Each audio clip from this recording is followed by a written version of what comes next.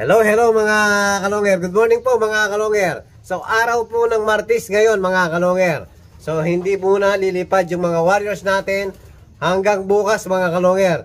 Babalik po natin yung 10 days conditioning dahil 10 days preparation na po bago basketing sa Tacloban mga kalonger. So next week pa, Miyerkules po yung basketing natin mga kalonger. So ngayon relax pa rin yung mga ibon natin. Pero yung BBC mga kalonger, Webis daw ang basketing. Itong Webis na to. So dahil kababalik lang ng grisel natin kahapon, so bukas muna natin paliliparin dahil rest muna siya mga kalonger. So paliliparin muna natin yung sa gitna. Ayan, papakawalan ni Superbook mga kalonger.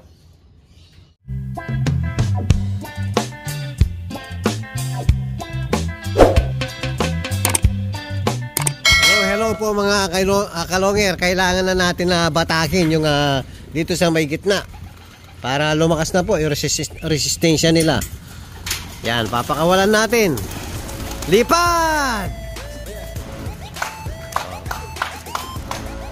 Yun, lumilipad na rin yung grisel natin nakak. So anak po ni Sibat yun. Sibat. Ayan, nagugrupo na po. Medyo meron na nga mga iilan na malalakas mga kalonger. Pero yung iba talagang mahihina pa.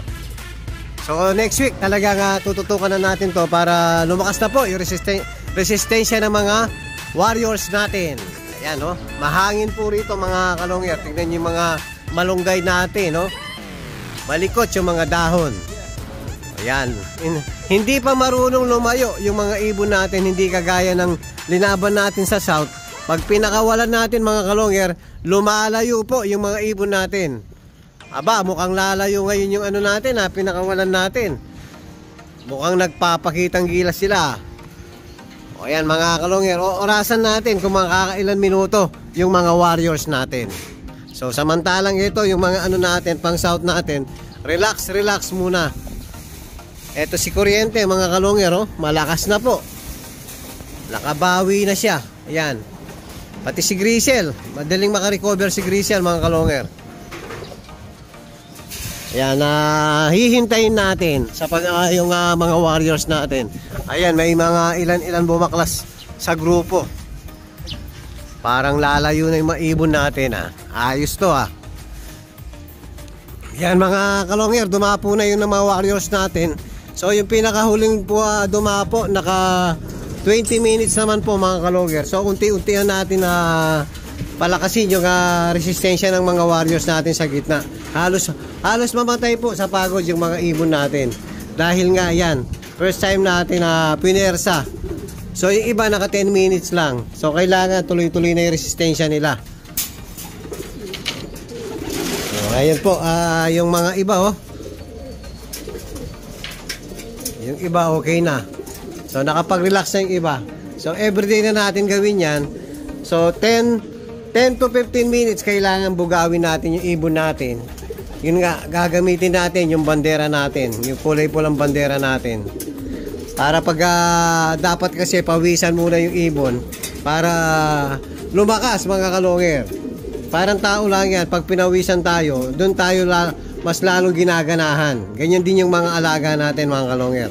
So umpisahan natin sa 15 minutes, 20 minutes, 25 minutes, 30 minutes hanggang bigla di natin mamamalayan, bigla na lang lalakas yung mga resistensya ng mga ibon natin. Pero siyempre mga kalonger, suporta tayo. Bibigyan na natin ng masarap na mixed seeds sa pagkain mga kalonger dahil doon sila kukuha ng lakas.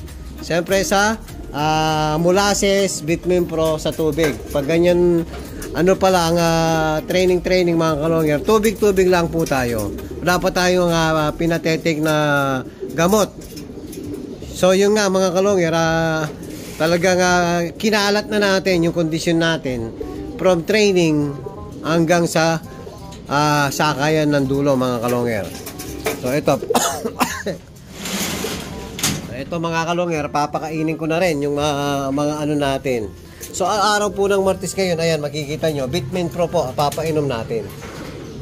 So salitan lang po, bali 4 times a week yung ano natin, molasses natin.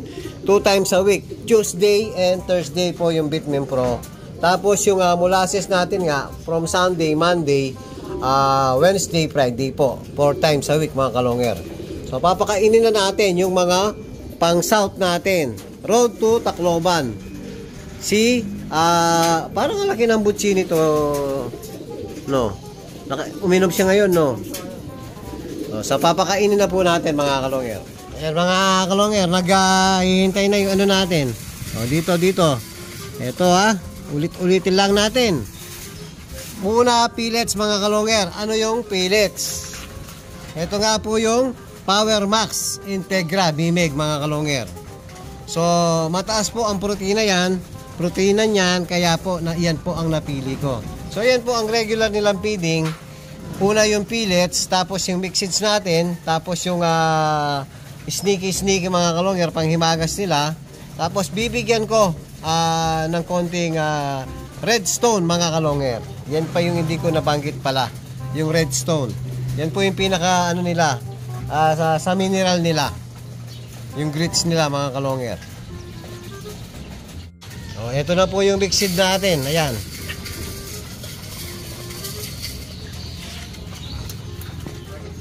Ayun si Putol, hindi pa sinundo mga kalongger. 2, 4, 6, 7. Ayan. 7 na lang sa kulungan.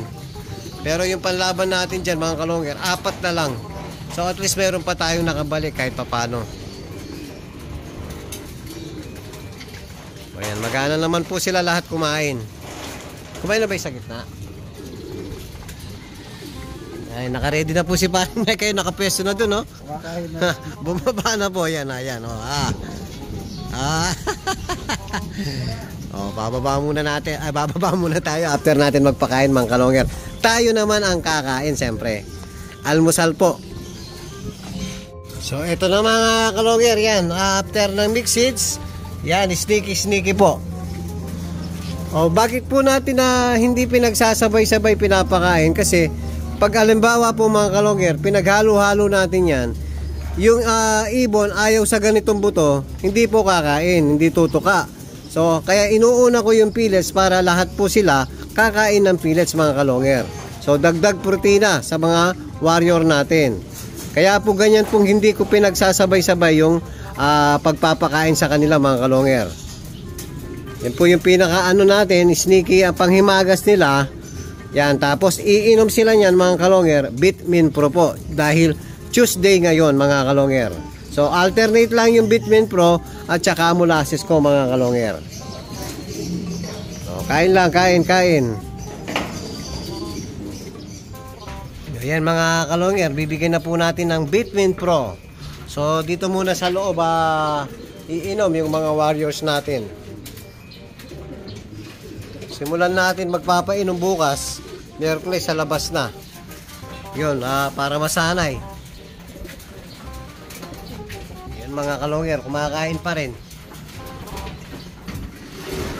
Tapos mamaya, papakita natin yung mga dating umiikot ang ulo, dating nagkabaliling.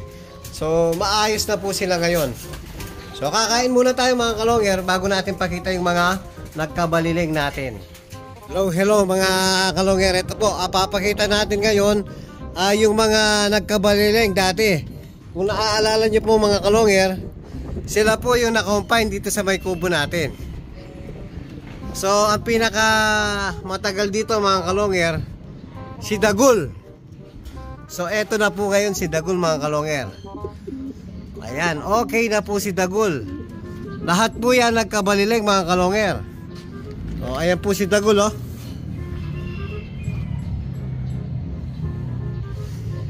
Okay na po si Dagul. O, ito, nagkabaliling din to mga kalongger. Okay na po, okay na rin po. So, ang pinaka medyo hindi pa okay, ito, full sibling ni pero magaling na po yan, kaya lang hindi na nawala yung pagkakonting niya, baliling mga kalongger. Pero ito si Janso, yan magaling na rin po. Ito gagawin na lang natin breeder dahil full sibling po ni Lady Maasin to mga kalongger. So naka BBC tsaka MacArthur to na rin. kinompine natin tong apat na to. So meron pa silang mga kasama nandun sa baba, sa third floor mga kalongger, nasa confine section natin. Ayan, so wala pong walang gamot sa baliling. Basta nakakakain sila, bigla na lang pong gagaling yung mga ibon natin. Ayan, chinek ko po kahapon. Ayan, meron ng mga maayos. Ito nga, kaya inakyat na natin dito para mahanginan na sila, para ma-adapt na nila yung dating sa loop nila. Para pag mga ilan araw dito mga kalongger, so isasama ko na ulit. Paliliparin natin ulit yung 3. Pero yung full sibling ni Lady Maasin, ayan yung nasa sulok mga kalongger sa baba, gagawin ko na rin breeder. Yun, nakakapaglahi na siya mga kalongger. Medyo may times na ayan bumabara ako, pero nakatabingi.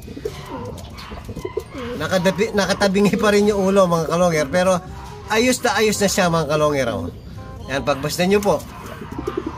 Kinakarin niya yung sa baba. Hindi makababa itong dalawang to dahil nga nag-territorial na yung dalawa sa baba. So pinapakain natin dito mga kalongger. Ito, dito na rin natin pinapakain at saka inom. So salitan tong dalawang to at saka ito pagkapapakainin natin mga kalongger. Ayan naglalabing-labing. So at least mayroon pa tayong naitabi na kapatid ni Tapos meron pa tayong bali lahat po kapatid ni Lady Maasin. Bali 6 mga kalongger. So gagamitin po natin lahat yan. Iseset po natin lahat. Sa mga mag-a-acquire po mga ng lahi ni Maasin, yung mga susunod na buwan, yung meron tayo mga pamangkin tsaka relatives mga kalongger, Kuipers Japan. Basta Kuipers Japan po, kalahi ni Maasin. Ayan, umiikot po yung mga natin, mga bloodline natin, iniikot natin sa Kuipers Japan para lalong kumunat mga kalongger. Tapos kinocross na lang natin sa mga bagong linyada. Kailangan po kasing mag-upgrade. Hindi pwedeng hindi tayo mag-upgrade kasi maiiwanan po yung mga bloodline natin. Kahit sabihin natin napakagaling dati mga kalongger, pag hindi tayo nag-upgrade, maiiwanan po tayo dahil mas magaling po ang mga bagong ibon na pumapasok sa atin mga kalongger. Ini-import tapos i-cross sa mga winner dito sa sa atin. Lalong nakakapagpalabas ng mas magaling. So kailangan natin mag-upgrade. Yan po ang lagi ko sinasabi mga kalongger. Pag hindi ka nag-upgrade, maiiwanan na po yung mga alaga natin. So ayan na si kapatid ni Lady Maasin. Ayan, pogi na siya mga kalongger. Okay na siya. Lalong okay na si Dagol. Dati umiiling, bumabaligtad pa dati si Dagol mga kalongger. Ngayon po okay na. Ayun po yung update natin sa mga nagkasakit nating ibon. Tapos yun nga, yung natin, panlaban natin, pinainom natin, dahil po nga, yun, umalis tayo kanina, inutusan ko lang si Kiyo de Pogi na painumin ng Lumbaron ngayon mga kalongger.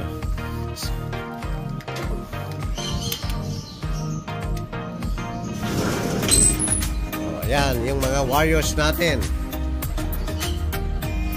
Okay na po lahat. Naka-recover na, lalo na si Grisel, Yan, busog na busog yung mga warriors natin. Ito si One Foot, nandito pa rin mga kalongger. So nawawala, hindi bumalik si Pencil. So hinahanap yung asawa, dito po. So bali yung tatlo natin mga kalongger, si Kuryente at saka itong dalawang magkapatid na kapatid ni Ugat Pak. So bali 10 days po yan yung conditioning dyan papasok. Tapos si Gracel mga kalongger, kalbayog po dahil Webis ang basketing. So nag-take po sila lahat ngayon Lumbaron, pero kalahati nga yung sa 10 days conditioning. So kay Gracel dahil Webis ang basketing, buo po ang pinainom natin na Lumbaron. So bukas, Miyerkules, prednison po, tapos Webes, prednison uli mga kalonger. Ididikit natin yung magkasunod na araw sa prednison dahil nga Webes ang basketing, itong Webes na to mga kalonger. So yung tatlo natin sa PUF, next week pa po ng Miyerkules. O yan po yung update natin sa conditioning natin at saka sa mga nagkasakit nating ibon. At kung bago pa lang kayo sa aking channel, huwag kalimutan mag-subscribe, like and share at pakipindot na rin po yung notification bell, pati na rin po yung all para updated kayo sa mga bagong video natin. So yun lang po mga kalonger, maraming salamat po, keep safe and God bless.